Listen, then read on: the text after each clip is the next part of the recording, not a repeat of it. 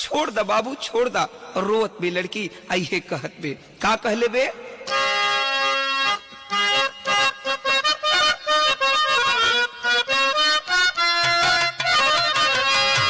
वह तरजबा कि झिलमिल सितारों का आंगन होगा, रिमझिम बरसता सावन होगा।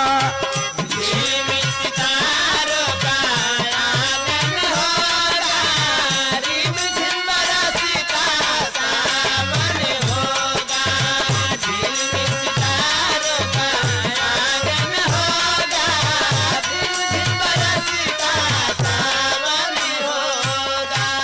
आज वो लड़की शांति अपने बाबू का पैर पकड़ के रोवत में कहलस कि बाबू रास्ता छोड़ दा, लेकिन रो के कहले बे का कहले बे कि पौआ पकड़ के रोवे